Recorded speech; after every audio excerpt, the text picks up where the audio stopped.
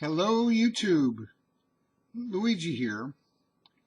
I've got this box, which you can read as a Gerber, turned on its edge because for the life of me, I can't tell whether that's the front of the box or this is the front of the box. They're both equally unimportant. So I held it like that. This is my first Gerber. This is a Gerber Paraframe. Paraframe 1. They make a mini and they make the Paraframe 2. This is the Paraframe 1. Model number 02-084446. Comes in a protective baggie. And you can see right away it is a skeletonized frame. Totally skeletonized frame. Now why did I buy this? Because I wasn't totally in love with this when I bought it. And let me just say something about being in love with something before you ever get it or even hold it in your hand. I think this is not just knife reviews. This is anything we buy. When we spend good money on something and get excited about it before we even see it, we want to believe we're going to be so happy with it when it comes. And when it does, we put the best face on it because we want to be happy with our purchase. But sometimes we get disillusioned with it. And that disillusionment may not come out in a first impressions unboxing video. The issues with the knife, for example, may have to grow on us and we discover them over time. So because I wasn't really in love with this knife in the first place, I'm still wondering why I bought it. I think it's a curious knife. My assessment will probably be more honest than a knife that I was so totally in love with before I ever even held it. Okay, is that an admission that my other unboxings are dishonest? No, they're still unboxing first impressions. And after use and after caring for a while, you discover issues that might not have been apparent at a joyous unboxing. Okay, what do we have here? This knife is made in China for Gerber. It has a 3-inch tie-dye coated blade. The tie-dye color is really nice. It's this gunmetal gray is what people are calling it, and I'll buy that. When I was a kid, this was called charcoal gray, but it's a nice color to begin with. We have a 3-inch, and to me this is a clip point blade. Others are calling it a drop. I'm going to stick to my guns and call it a clip. It's a hollow ground. It's got a lot of flat area for sharpening systems and no real ricasso in terms of sharpening choils. Let's just look at it a little closer. It's got dual thumb studs. This, which you can see, is a shouldered stop pin. It comes through on both sides. It might be a press fit. The body screw heads are screw heads on this side and the thread on the other side. Remember, this is a sub $20 knife. I should have said that right away. Sub $20 knife. You can see the pocket clip through the other side. Let's look at the pocket clip. The pocket clip rests on this part of the skeletonizing, which does not go all the way to the other side.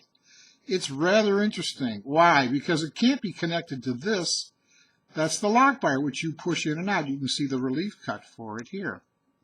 Now, something I want you to notice, because I don't think I've ever seen this anywhere on any knife.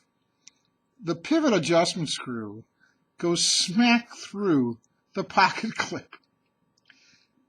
You can see the two smaller screws, the T6s, which hold the clip on, but the pivot adjustment screw runs smack through the pocket clip. Interesting.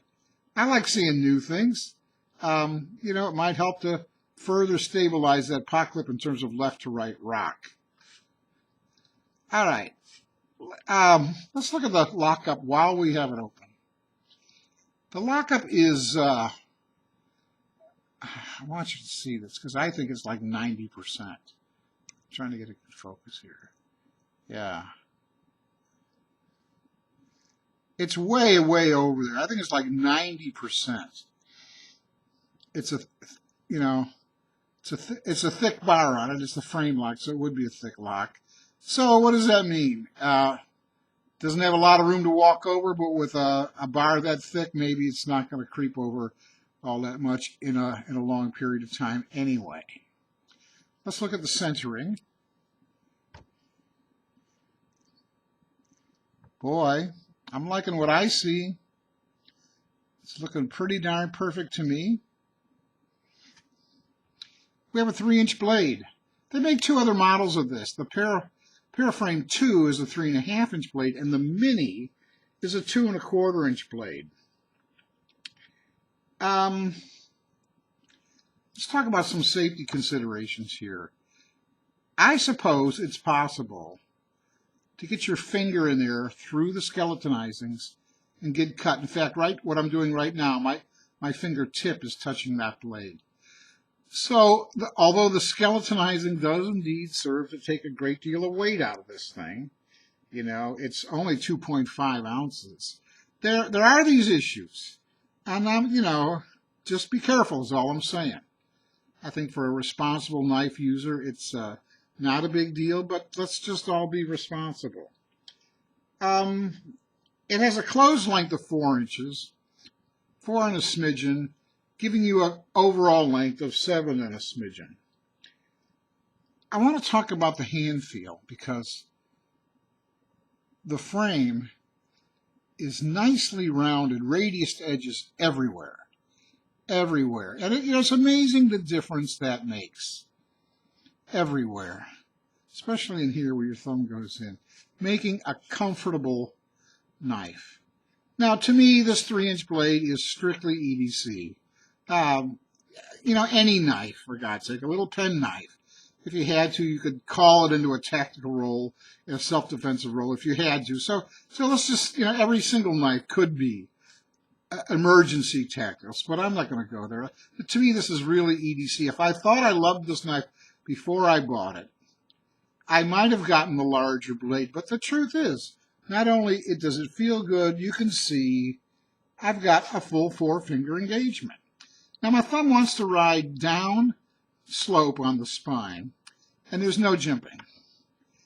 And, you know, it's a rugged lockup. I'm getting no play here whatsoever.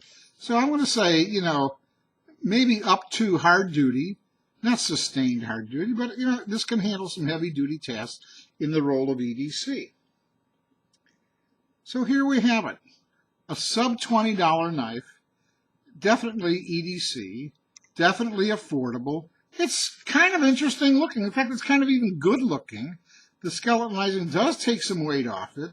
There might be some safety issues if you're not careful, but I don't see anything wrong with this thing. Okay? I'm liking how it feels in my hand. That's going to do it, people. God bless you all. Take good care, and please stay safe out there. Bye-bye.